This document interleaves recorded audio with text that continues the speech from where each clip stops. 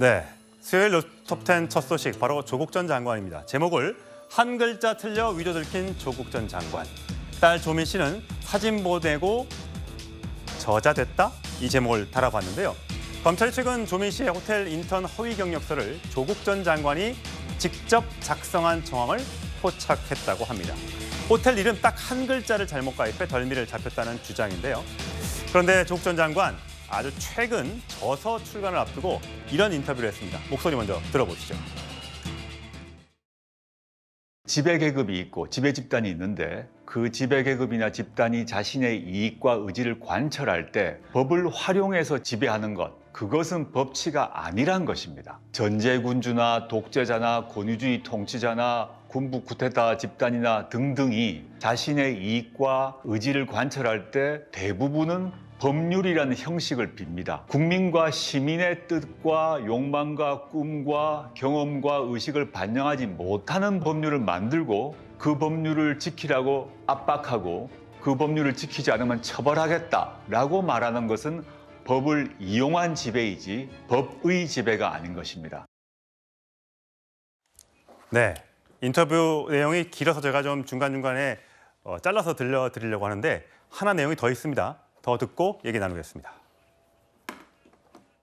이번에 발간하는 DK 눈물은 그 이전 책에 비해서 상당히 정치적인 책입니다. 윤석열 정부 출범 후 정치, 경제, 사회적으로 여러 문제가 드러나고 있습니다. 이런 문제들의 원인이 무엇인지를 분석하고 어떻게 해결할 것인지를 제시하는 그런 책입니다. 그 점에서 그 이전 책에 비해서는 톤이 좀 높고 목소리가 강하다라고 할 수 있겠습니다.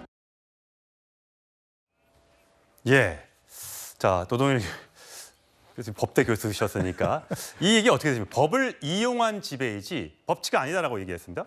말인즉슨 맞죠. 언즉시하라고. 우리가 법의 지배 얘기할 때 제일 먼저 나온 그 연원이 바로 그거 아니겠습니까? 영국에서 얘기할 때 왕부터 법률에 복종해야 된다.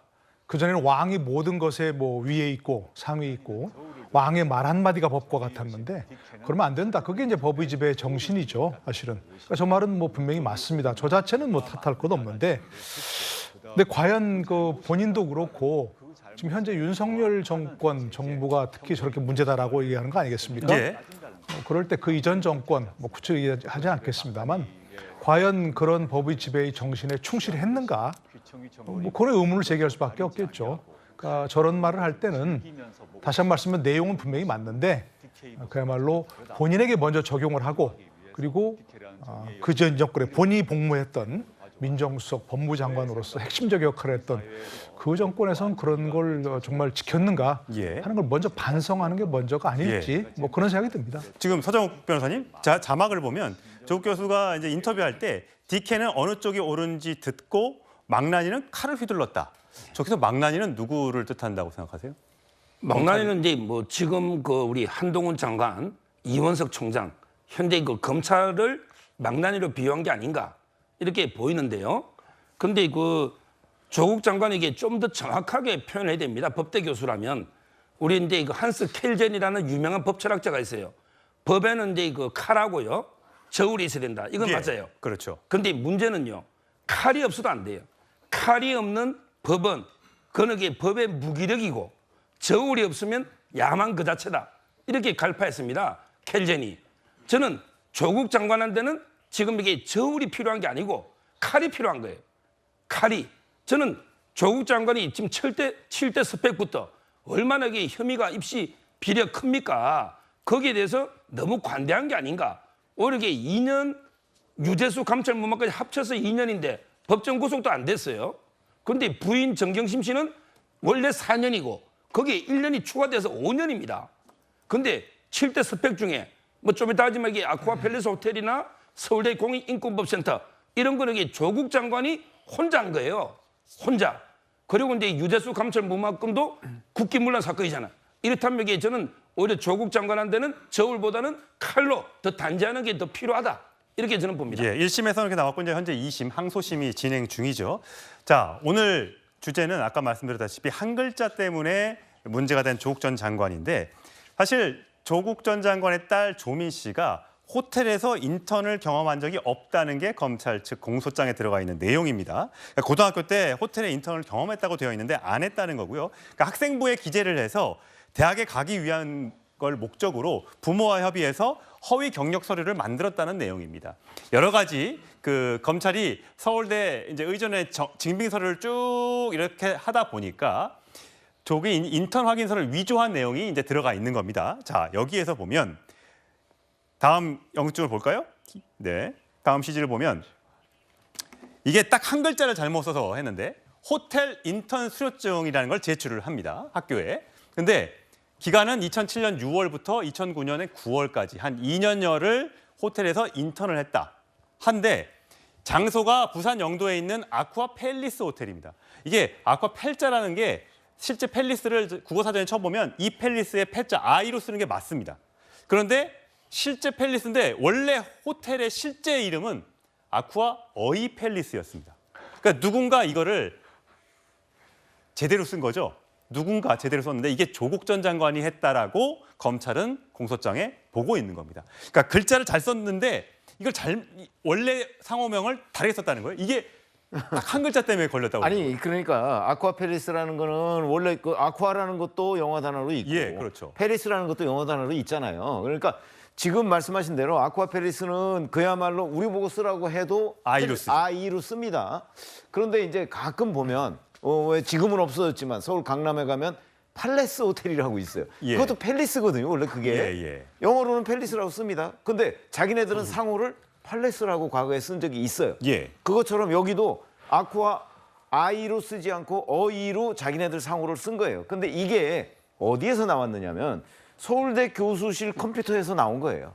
그러면 이게 위조가 아니라면 이게 그 아쿠아 팰리스 호텔의 컴퓨터 내부에 이게 그 저장이 돼 있어야 되는 게 당연한 거죠. 예. 자기네들이 발급을 했으면. 예. 근데 왜 조국 전 장관이 쓰던 그 컴퓨터에서 그것도 한 글자가 틀린 저런 게 나왔느냐. 근데 저 틀렸다는 게 결국은 나중에 인턴 수료증하고 똑같아요. 그거는. 예. 그러니까 그 PC에서 출력을 했다는 얘기가 되잖아요. 예. 그렇게 되니까 이건 바로 조국 전 장관 쓰던 그곳에서 조국 전 장관 본인이 그 위조를 한 것이다라는 뚜렷한 증거가 되는 거죠. 예. 사실 조국 전 장관 과거에는 뭐 이런 부분에 대해서 전혀 사실 무근이다 아니다라고 부인했던 적이 있었죠. 과거 목소리 듣고 오시죠. 제 딸이 문제 논문 덕분에 대학 또는 대학원에 부정 입학했다는 의혹은 명백한 가짜 뉴스입니다. 법적으로 어떤 하자가 없다는 점은 이미 보도자를 통해서 밝힌 바 있고요. 자식들은 많은 고민 끝에 문제된 서류와 연결된 학위와 자격을 모두 포기했습니다. 아비로서 가슴이 아팠지만 원점에서 새로운 시작을 하겠다는 결정을 존중하기로 했습니다. 민 씨가 소를 취한 것은 60일이 혐의에 대한 자백 반성으로 봐야 됩니다. 입장문에서 밝히셨지만 따님 기소에 대해 단박성 부탁드리겠습니다. 네, 조민 씨의 검찰 공소장에 보면 이렇게 있습니다. 조국 전 장관이 2009년 7월 말부터 8월 초까지 서울대 교수연구실 컴퓨터로 아쿠아팰리스 호텔 대표이사 명의의 서류를 만든 후에 호텔 관계자를 통해 법인 인감을 날인받았다. 앞서 이제 정경심 전 교수의 재판부도 조국 전 장관이 직접 작성했다 이렇게 판단을 했는데 서 변호사님, 이게 재판에서 이 얘기를 했더니 조국 전 장관이 형사소송법 제 148조를 따르겠다 이렇게 얘기했다는데 148조 뭡니까? 아마 이제 그 자기한테 불리한 게 있잖아요. 불리한 거는 이제 그 정언을 거부할 수 있는 이런 이제 조항인데요. 이것도 이게 법꾸라지처럼 법을 악용하는 거죠. 우리가 이제 여러 개 정언하다가 뭐 한두 개 구체적으로 어느 문항이 나한테 불리하다. 예. 이럴 때 이게 뭐 정언을 거부하는 건 권리인데 예. 포괄적으로 모든 걸 이렇게 안 하겠다. 이런 정언 거부 있잖아요. 예. 이거는 이게 저는 불법이라고 봅니다. 아마 학교에서도 그렇게 볼 거예요. 재판에 나와서. 왜냐하면 이게 우리 국민은 누구나 정언 의무가 있어요. 정언 안 놓으면 이게 과태료 부과하고 나중에 안 놓으면 이게 구인도 하거든요. 이런 식으로 이렇게 포괄 정언을 거부해버리면 아예 정언 안 놓는 거하고 똑같잖아요. 그 점에서 이게 저는 문제가 있고요. 저는 이게 서류에 보면요. 인터넷 보면 이게 2년 3개월입니다. 예. 부산에서 예. 고등학생이 이게 말이 됩니까? 저는 이런 황당한 허위나 위조가 너무 많아요. 우리 대표적으로 최강욱 의원도 이게 지금 집행유예 받아 대법원에 전화배치해 있는 그 사건 있잖아요. 그것도 이게 최강욱 의원은 16시간을 좀 이게 허위로 발급해 줬다 이런 혐의거든요. 근데 똑같은 기간에 368시간으로 또 이게 위조행위 정경심에서 나옵니다. 어떻게 368시간을 그 인턴으로 이게 할 수가 있습니까? 저는 너무나 황당한 내용을 저렇게 태연하게 위조 또는 허위 작성할 수 있다는 게 도저히 납득이 안 됩니다. 예. 자, 이 변호사님 보시기에는 어떠세요? 이게 민주당 입장에서는 조국의 강을 이제 건너내 만에 과거에 이제 논란이 많았었는데 또 이렇게 공소장이 또 공개가 되고 나니까 이제 조민 씨와 또 아들을 기소하느냐 마느냐 가지고 굉장히 논란이 있었던 사건이고 결국은 기소가 됐지 않습니까? 이 공소장이 또 이렇게 공개가 되다 보니까 굉장히 또 구체적인 내용이 나오다 보니까 국민은 또 여기에 굉장히 또 공부를 하시는 것 같아요. 뭐 당연히 딸이 기소됐고요. 본인들은 학위를 포기했고요. 또 의사 면허증까지 반납하지 예. 않았습니까? 사실상 이제 본인들의 잘못을 어느 정도 인정했다고 보시면 될 것 같고요. 이게 이제 실은 잘못한 건 맞고 조국 전 장관이나 가족들도 이제 사과를 했었고 그래서 조국 전 장관은 이제 본인이 과거 공직자였기 때문에 여기에 대해서 언론에서 비판을 하는 건 또 감수해야 될 부분인 것 같습니다만 딸 같은 경우는 이제 뭐 본인 뭐 다 학위 포기하고 이제 민간인의 삶을 살겠다고 하는 것이니까 이제는 이제 언론에서 좀 관심을 안 가져주셔도 되지 않을까 이런 생각이 들고요. 조국 전 장관은 그런 것 같아요. 자신이 검찰 개혁을 했기 때문에 자신의 동생도 구속이 되고 자신의 조카도 구속이 되고 또 자신의 부인도 지금 3년 이상 구속되어 살고 있고 이 정도면 자신이 한 잘못에 대한 후과는 치르고 있고 이 검찰이 좀 너무 과도한 거 아니냐. 내가 검찰 개혁을 하지 않았다라고 한다면 이 정도까지도 나와 가족을 쳤을까? 뭐 이건 하소연은 충분히 할 수 있다고 봐요.